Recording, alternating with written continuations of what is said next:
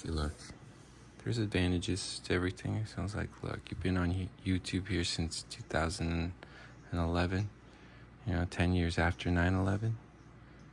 So, you got 2 channels. Been here about 14 years, both channels together. You don't even have 500 subscribers. What's the advantage of that? I'd be like, look, not consistently, but, maybe for the last 4 years, I've been making content on a daily basis. And all that content was sponsored by me, like in Talladega Nights, like I put forth all my life savings into what I had available into the channel to sponsor me and my family, my sons, the creative ideas and endeavors that we wanted to venture on. Did I know whether or not those things would be successful at the time? I mean, I didn't. I think at the very least, I captured the fact that we were having fun.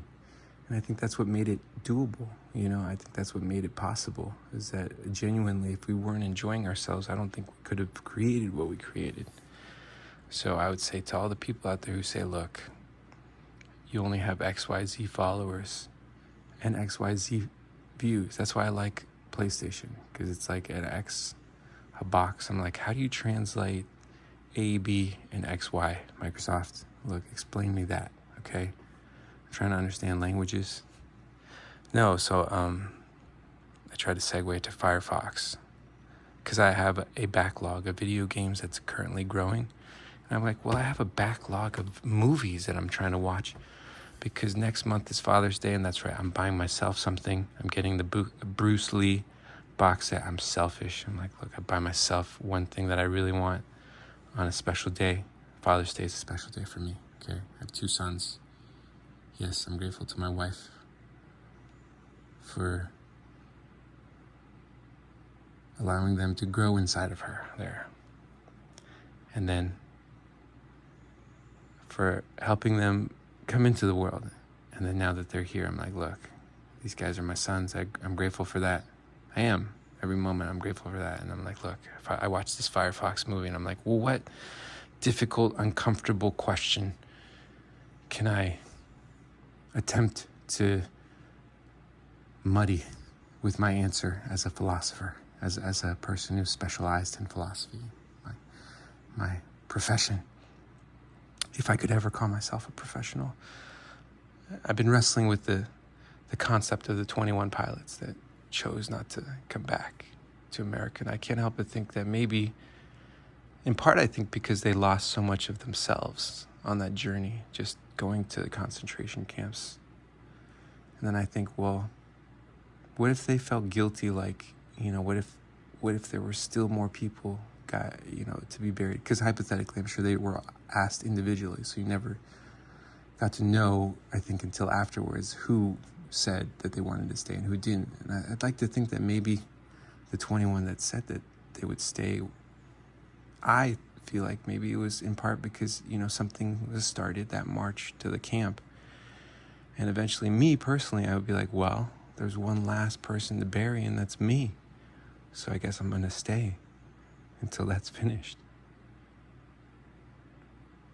That's what I would think.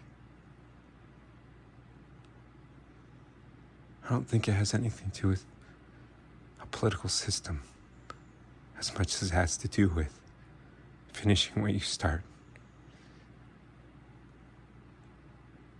Because at the end of the day, you didn't choose to be captured, but it happens.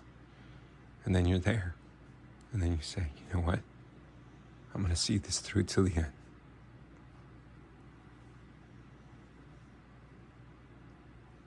Because when I took that oath, it was an oath for life, regardless of whether or not my country acknowledges it. So that's just how I look at it. I'm not a military person, nor have I ever been in the military. So that was just my way of thinking about something as a philosopher, as a person who studied philosophy and has spent a lifetime wrestling with ideas that most people don't even want to think about. And I think that's probably what philosophy really means to me, is, there's different ways to see courage. And I think the most courageous aspect, I think, of the individual has to come within the mind. And I think that's what